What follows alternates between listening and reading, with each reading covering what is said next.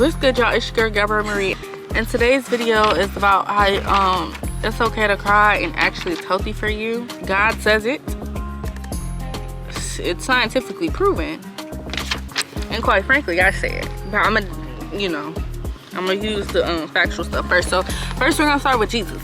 So there's this devotional that I read called "Look Up, Girl: 100 Devotions to Lift You Up When Life Brings You Down" by Kimberly Shoemate.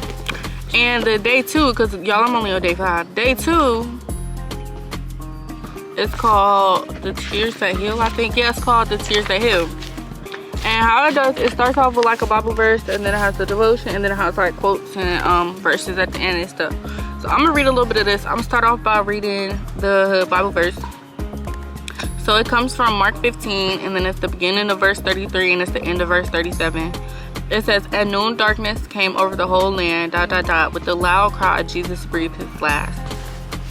Jesus, that's how you know. I really don't need to read more, because if Jesus was crying then, and when Jesus was on the cross, because that's when he breathed his last breath, so that's when he was on the cross.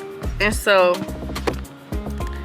I say that to say, like, he was a grown man by that point. Like, it's not like he was a kid or nothing. If Jesus could cry, y'all can't tell me nothing. You hear me? Like, I'm not about to, oh, what you crying for? Jesus did it. They tell you don't do what Jesus didn't do, okay? Jesus cried. So I'm gonna cry every time. Like, what's up? Anyway, let me read a little bit of the devotion. Crying seems to be a big part of the human experience. Tears of joy, tears of sorrow, tears of surprise. When we are little, we're told not to cry. When we grow into adults, we tell ourselves to hold it in. I, for one, am not too successful at it when my heart is breaking or I've been wronged in a terrible way. But we forget that even God or Jesus cried. His heart broke when life became too unbearable, and he still had a soft spot that loves deeply, aches profoundly, and longs for us to need him. The hurt that appears to hinder us is also the help we need to heal. I'm gonna say that again. The hurt that appears to hinder us, think about it, it's also the help we need to heal. Tears purge pain that will otherwise sink deep and settle into bitter bones of resentment. Let me read that again too. Tears purge pain that will otherwise sink deep and settle into bitter bones of resentment. Don't be discouraged when tears threaten, for in those showers that dampen our mood and memory of happier times comes the water that cleanses our perspective and encourages our hearts to press on.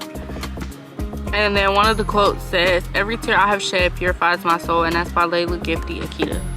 So that just goes to show you, like, first off, even Jesus was crying. Like, y'all, like I said, y'all, it's nothing else to say. Like, you have no argument. Oh, that's too small. And crying is crying. Regardless of what you're crying about, crying is crying. I feel like. I feel like I'm getting bit up too. But anyway, yeah, crying is crying. Like, and Jesus did it, so yeah. But also, it's good to cry because it helps you release stuff and emotions and like stuff, like, it's not good to hold all that in, because like I said, that make you like bitter and like then you just hate the world. And like, not saying you might not have a decent reason to hate the world, like, some people genuinely have, like, it's understandable, but like trying to hold it all in doesn't make it any easier. Like, that's the point. Like, you trying to hold it in does what? Nothing but stresses your body out more, stresses your mind out more, like everything. So it's just no need to do that. Like, it's literally no point in doing it. It tells you that. And also, what did it say? Hold on. The water that cleanses our perspective and encourages our heart to press on. So like, you release it, and then you can like kind of like, it helps me at least clear my mind sometimes, I ain't gonna lie. But I did have this poem that I wrote called "Keep Crying," because I have experienced times where, people say, "Girl, you crying over nothing." And I'm like, okay, and though, like, what does it matter? You feel what I'm saying? Like, and I get it, but then I don't, like, and I'm not gonna lie, I do cry a lot, but I don't really like crying around people personally for like certain reasons, but I do cry a lot. I'm not gonna lie, I'm a crybaby. I am. Like, everybody that really know me, I'm a crybaby. I'm not gonna lie. Like, my friend, one of my littles, my name in her phone is Overstimulated Crybaby. I do cry when I get overstimulated, and I do cry when I get frustrated and there's nothing I can do about it. It's not even matter, because like, y'all blowing me or whatever's blowing me, and I can't even do nothing about it. Like, I can't even stop the instance that's blowing me. So now I'm irritated, and there's nothing else for me to do but cry. Feel me? So I'm gonna go ahead and read my poem. It's called "Keep Crying." I can't really do the poetic voice because like I'm in the park and like there's people and like I'm looking at a camera and it's just awky and I still have a big anxiety, stop. But anyway, keep crying. Can I only cry when somebody dies or when I'm heartbroken by all of their lives, but not if I'm really cold and my covers aren't dry? Please somebody explain why. Why does it matter what I cry about? Whether it's because I heard a sad song or my favorite candle ran out. My tears fall unannounced, but once again the people think I'm just crying for clout. Keep crying. Apparently I fall somewhere between being emotionally in tune and dramatic. So instead I just decided to stay quiet, but somebody still finds a way to ask that stupid question saying what happened.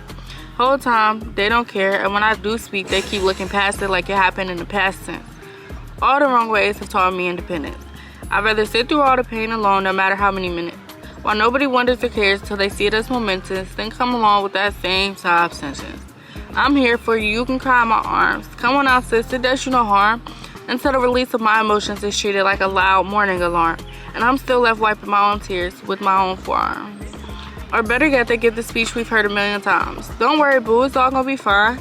It's not like you had to pick cotton or get gold from a mine. You can't just cry at the drop of a dime. But why can't I? Keep crying. They just don't get it, and when I speak they won't listen. My voice registers as crickets, so all in all I say just forget it. I'd rather sit by the side of my bed instead, to let the river flow until it hurts my head. Eyes almost shut, turn white to red, and when it's all said and done, lock it up in my heart shed. Keep crying. Through the trials and tribulations, keep trying. After the long days filled with sighing, make sure the fire within keeps lighting, and when you really need to, keep crying. Cause literally, keep crying. Like, you know, I'm not saying don't move on, like I said, you know, feel your emotions and then get back up. Like, I'm not saying like you could just, you know, like still gotta get back up. You still gotta keep going, because at the end of the day, no matter your situation, the next person out there is still doing what they gotta do to make sure it happens.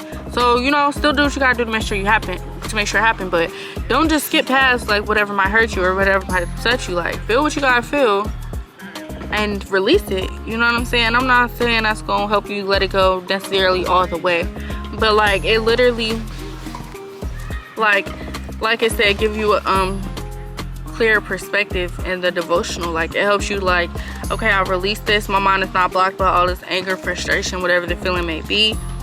Okay, I can breathe again. You know what I mean? And also, like, don't let anybody ever tell you that you're crying over nothing or whatever you're crying over is too small. Because, for example, I'm crying, you crying over nothing. Okay, and stop crying. No, the conversation's over. The conversation's done. Like, it's nothing. You think I'm crying over nothing? Okay, I didn't ask for your opinion, but you gave it, so okay. And what's next? Nothing, because there's literally nothing else to say after that. You think I'm crying over nothing? Did that stop me from crying?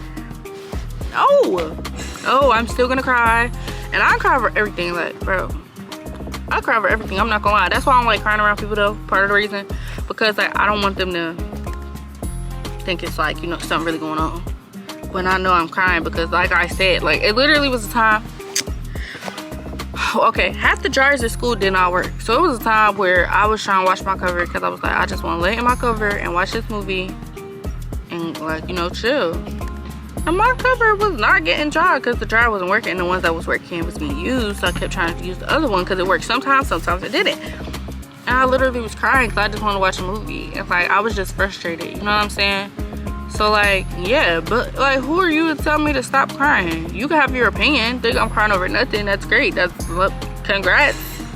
But like, okay, and what's next? Like I said, nothing's next. Now to back that all up with the scientific information, the internet says crying is a healthy and natural way for the body to release stress, manage emotions, and even cleanse the eyes. It releases endorphins, which can reduce pain and improve mood, and helps flush out stress hormones and other toxins. Crying also lubricates and cleans the eyes, protecting them from irritants. So not only when you're crying, like, are you, you know, like, releasing stress, but also, baby, you clean your eyes. There's no really other way to clean your eyes. I mean, yeah, you can like have some water and like blink or whatever, but like that, we all know that's mad uncomfortable. Let's keep it a $1.50. Let's keep it a buck. Why did I just get so dark? But yeah, let's keep it a $1.50. We all know that's uncomfortable. Unless it's really something in your eye that you can't get out, nobody's doing that. So yeah, you know, everything need to be clean. You wash your body. you can't wash your eyes, in theory, you know? So it help with that too. But also, yeah, like it says, it releases a certain hormone that releases stress hormones. And it's not to say that they're gonna be completely gone and you're not still gonna feel some type of way about whatever you got going on if it is something, you know, more serious. But like trying to hold it up and pin it up, and like that's never gonna help you, for real. That's just gonna, like the book said, make you more bitter, make you hate the world more, and then you gonna spew that hate back into the world and make somebody else cry. That's never the goal. That's never gonna. So yeah, keep crying. And you know, a lot of my videos do be fun and stuff like that. They do be fun and stuff like that, but sometimes I feel like I gotta make videos to like be the voice that, you know, people feel like they may not have sometimes. Because, and then some might say like, oh, but it's not even that many people watching you, so like what's the point? In theory, right? If 50 people watch this video and 10 out of them 50, oh my god, and 10 out of them 50 was like, you know, I be feeling like that and I dealt with that, but like I just didn't really know how to, like, you know, and I helped 10 people get through that feeling. My job's done. I did what I was supposed to do. Feel me? Like I said, if it's 50 people and out of 50, 10, it's like, wow, like I've been feeling like this, but I didn't know how to put it into words, and like blah blah blah. Like this is like, you know, help me. And I walked down the road with 10 people and it was like, oh my gosh, you helped me so much. Oh my gosh, you helped me with this. Oh my day's made. You feel what I'm saying? Like, everything don't always gotta be 100,000 people seeing everything. Like, you know, whoever reaches is who it's meant to reach, and that's who it's gonna reach, and that's what it is. Like, you feel me? But yeah, that's all I really had to say. I'm not gonna say too much, especially because I already recorded this video and it was in slow-mo, and I'm hungry and didn't eat today. And it's 3:42. And the mosquitoes are starting to come. It's too much going on. So I'm gonna go ahead and wrap this up. But thank you for watching. Like, comment, and subscribe. Road to 1K coming sooner than y'all think. They've been going crazy on my channel this month. This last 3 months, I ain't gonna lie. Everything been going up for real. Like, for real. Like, in a real way. In a real way. But yeah, so just tap in, get in here while you can. Well, you always can, but you know what I'm saying. Yeah, tap in, like, comment, subscribe, and send it to your side chick too, boo. I really need to find something else to say.